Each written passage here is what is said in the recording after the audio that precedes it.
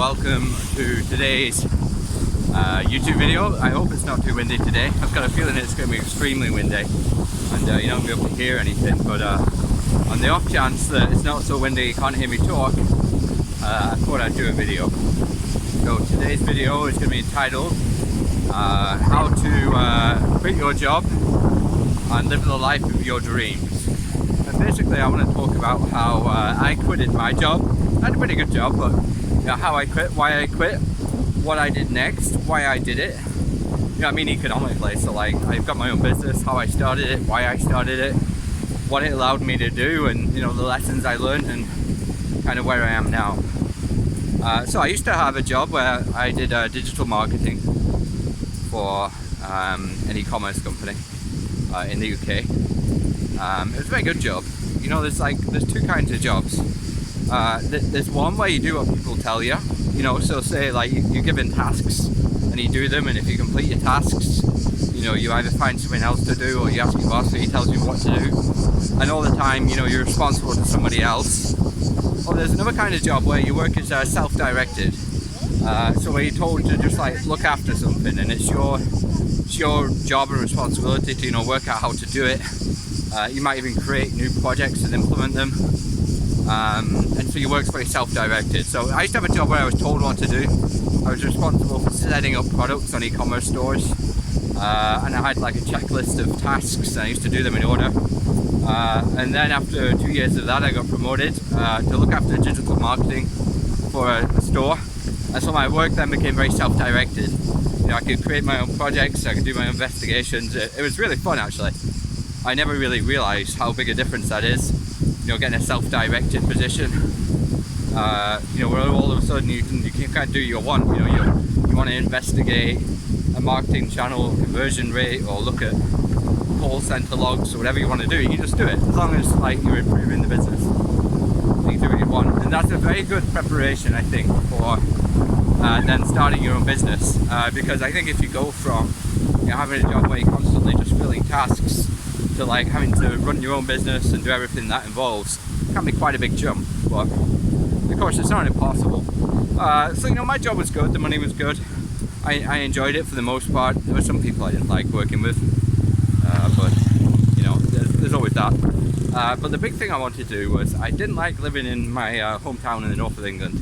I mean, it's a great town and all, but I just didn't want to spend my life there. I had dreams of going somewhere hot, living in the sun, walking on the beach like I am now.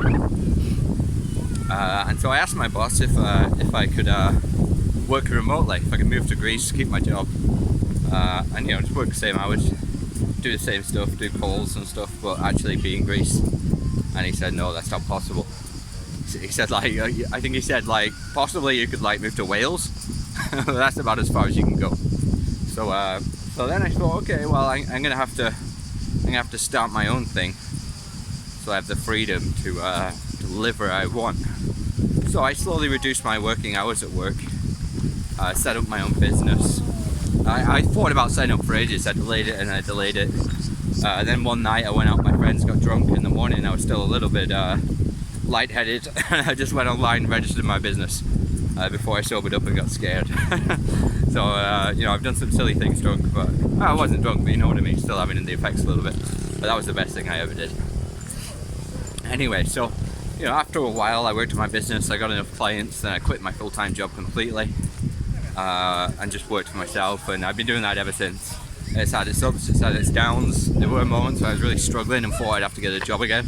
I even started half-heartedly applying for jobs, but then just at that moment, when things were worse, it looked like I wasn't going to make it, I started getting new clients, and it's been uphill ever since. So I'm a strong believer that anybody can do that, really. Obviously, if you've no passion, no drive, you don't want to work for yourself, then it's probably not good for you. But if you think you could do it and you might like to do it, it's actually a lot easier than you think.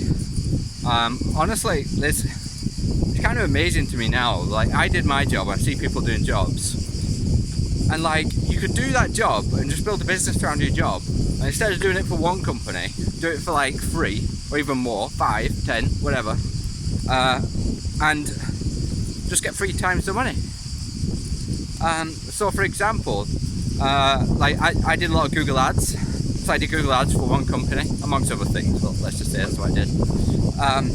And you know, the funny thing about working in companies is a lot of people, you know, you don't actually work that much. You've got so much free time, you're just looking busy. Like, I bet, I don't know, half the company, if you reduce their hours to 4 hours a day, you know, they would still have a lot of free time at work, you know what I mean? No one's actually that busy. I think it's a big secret for a lot of companies. So, if you quit your job and become like a contractor or a freelancer to your old company, for example, you could do your old job and then you could do that for maybe 2 or 3 more companies and still do the same amount of work, and all of a sudden you got 4 times the salary and you're your old boss. I mean, it's that easy. The hard bit obviously is finding the clients, but I mean, you got plenty of time to do it. So whether you're doing Google Ads, SEO, maybe you're a salesman, right? A lot of people do this. You become a freelance salesman, you work with companies, you do the sales calls, and you take the commission, and you make money that way. And if you get enough clients, you know, you can make a fortune doing that. Even if, like, I don't know, you're a cleaner, and you're employed by a company to, like, clean it. You know, if you went on your own, you got contracts with other companies, and were cleaning, you know, five shops instead of just one, maybe hire your own little team, you could easily make a nice profit of it. So there's very, very many jobs you can actually like do and build a business around. It's hard to think of ones you can't. If you know, put in the comments, say what your job is, and I'll see if I can think in my head of a way you could make a business around it. But it's very, very doable. So once you've got your business set up, like in England, it's so cheap to start a business. It's like £20. Your business bank account is free. You know, that's all you need to get started. Well, you don't even need the business bank account, but let's say you do. So then the hard bit obviously is clients, like people who actually pay you to do the work. Now there's loads of work out there. There's so many companies who struggle to fill roles, positions, have services done properly, but like people don't know you, so you have to build a reputation. So it's very, very good to have a LinkedIn profile, you know, all your details filled in, get recommendations and endorsements and stuff. You know, when you quit your job, you don't want to burn bridges. You want these relationships, and you just want to basically get the word out, do a good job for people, get people knowing you, get a good name for yourself in the industry. And you know, you do that long enough, and you know, you have to turn clients away eventually, because you've got so many people wanting to work with you if you're good. So you know, it's not actually that hard, it's just scary, you know, because you go from a position where you got a guaranteed paycheck, you know, at the 25th of the month every month, it's the exact same amount, you know exactly what you have to do, it doesn't seem likely you'll get fired, so you have that feeling of safety. But you know, that safety is often, it's like chains, it's often a prison, you know, and it's holding you back from being all you can be. So anyway, once you got your own business going, you can move away. So I moved to Greece. Now I live my dream on the beach. You know, I make more money doing my own business. I work as much or maybe even less than I did in a full-time job. It's a lot less stressful because I get to pick and choose who I work with. You know, if people are nasty, you know, some people can just be horrible, especially in the workplace. You just don't work with them. So get lost. Don't want to work with you. I want to pick clients who I can do a good job for, but also I enjoy working with them and they enjoy working with me. You know, because you know, happiness and good energy is all very important in the business world. So there's no point in having any kind of business relationship with somebody who doesn't generate that. It's a waste of time. So you got your own business, you're living where you want to do, and then your life becomes very simple. Your life just becomes about serving existing clients, generating new clients, making sure you got your accounting done properly, you're putting aside money for taxes and that kind of thing, and just constantly innovating and trying to grow. Maybe start hiring people, maybe start branching out into other services. You do what you want, and then your life is entirely in your hands. You're in this prison of the workplace where, you know, you're told what to do, you're told what you can and cannot do. You have to be there at this time, you have to leave at this time, you work in this spot, you're not allowed to talk to these people, you know, and your life is like you're on like a roller coaster that doesn't really go very high or low, but you know, you're constantly in between these two areas, and you do what people tell you to do, and you end up where your life is totally in your hands. You want to build a £1 million company, you can do that. You want to just stay as a single client contractor, you can do that. You want to go live in Barbados, you can do that. It's everything you make it, and sideways as well. If you want to like be a sad person and constantly worried about money and struggle with clients and work really cheap, you can do that as well. It is your choice. Life becomes very much what you make of it. And so that's why I love living this way. I can never go to a job again, because you know the freedom and the potential of working for yourself. It's a totally different life, but you don't realize it till you achieve it, and it can be hard to get. And it's not for everybody, right? You know, some people just want to like stay where they live, start a family, you know, work set hours 9 to 5, never have to worry about work outside of work, do an honest day's work, get a guaranteed paycheck, save for a pension or whatever. That's totally fine. You know, like it's not for everybody.